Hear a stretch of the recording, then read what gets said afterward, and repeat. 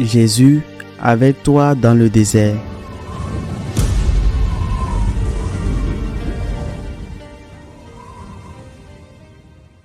En ce temps-là, Jésus disait aux pharisiens, je m'en vais, vous me chercherez et vous mourrez dans votre péché. Là où moi je vais, vous ne pouvez pas aller. Les Juifs disaient, veut-il donc se donner la mort puisqu'il dit, là où moi je vais, vous ne pouvez pas aller? Il leur répondit, vous êtes d'en bas, moi je suis d'en haut.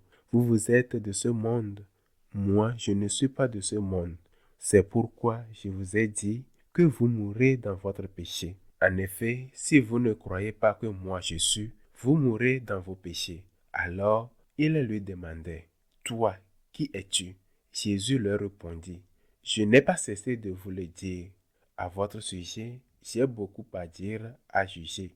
D'ailleurs, celui qui m'a envoyé dit la vérité, et ce que j'ai entendu de lui, je le dis pour le monde.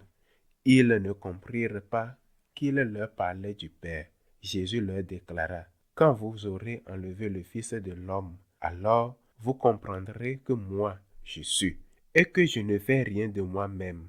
Ce que je dis là, je le dis comme le Père me l'a enseigné. Celui qui m'a envoyé est avec moi. Il ne m'a pas laissé seul parce que je fais toujours ce qui lui est agréable.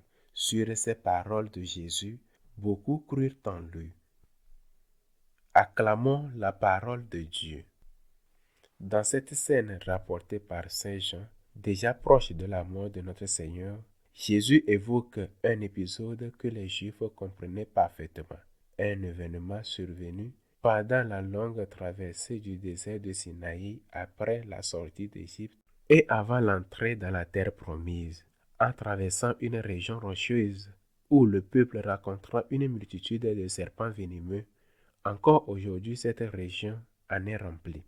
Et ces serpents commencèrent à mordre les uns et après les autres parmi le peuple. Alors Dieu dit à Moïse de fabriquer un serpent de bronze et de le placer sur un bâton, de porter que celui qui le regarderait après avoir été mordu serait immédiatement guéri et libéré du venin complètement. C'est de cela que parle Jésus. Il dit, quand vous aurez enlevé le Fils de l'homme, vous saurez que moi je suis. Ces mots je suis sont ceux que Moïse attendit bien avant lorsqu'il était enfui dans le désert après avoir tué un Égyptien. Là, il vit le buisson ardent qui brûlait sans se consumer.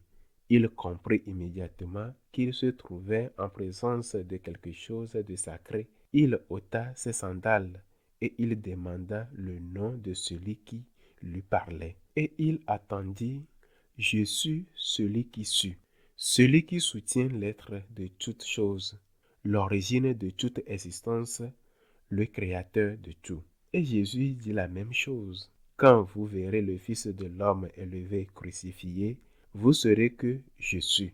Vous saurez qu'il est Dieu.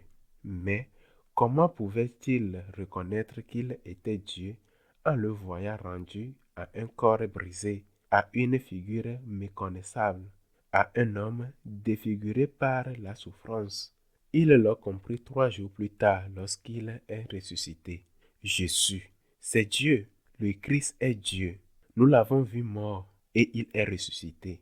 Et pourtant, ce corps meurtri, ce serviteur souffrant, cet innocent qui a porté nos péchés et par les blessures duquel nous sommes guéris, ce crucifié nous rappelle le serpent de bronze. Car lorsque le serpent mordait un Israélite dans le désert, il suffisait de regarder le serpent de bronze pour être guéri. De même, lorsque le serpent nous mord, c'est-à-dire lorsque la tentation nous atteint, nous levons les yeux vers le Christ crucifié et nous recevons de lui la force et la grâce pour vaincre.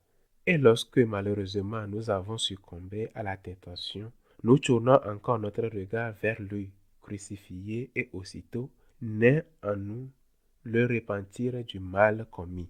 Le Christ crucifié nous sauve. Saint Pierre d'Alcantara, ce saint franciscain du XVIe siècle dont sainte Thérèse disait qu'il semblait fait de racines d'arbres, a écrit un traité sur la prière. Il y indiquait 5 points essentiels et l'un d'eux était méditer la passion du Christ, contempler l'arbre de la croix. La Sainte Thérèse, profondément marquée par lui, reprendra cet enseignement dans ses propres écrits. Méditer la croix, contempler le crucifié, voir jusqu'où va l'amour de Dieu et comprendre aussi combien nous avons de valeur puisque Dieu lui-même est mort pour nous. On attribue à Saint Jean d'Alvila ou à d'autres auteurs un magnifique sonnet qui dit « En substance, le Christ se tient à la porte dans la nuit froide et frappe avec amour, et nous répondons sans cesse. Demain, nous ouvrirons. Quelle folie! Ne regarde pas par la fenêtre, regarde la croix. Tu verras avec quel amour il frappe à ta porte, combien il insiste pour te dire qu'il t'aime, attendant la main pour te relever. Ce n'est pas un serpent de bronze, œuvre des mains humaines, mais le Fils de Dieu fait homme, conçu dans le sein immaculé de Marie, livré à la souffrance pour te donner la vie. Regarde l'arbre de la croix, regarde le crucifié, laisse-toi sauver par lui et comprends qu'il est Dieu et qu'il t'aime infiniment. Qu'il soit ainsi.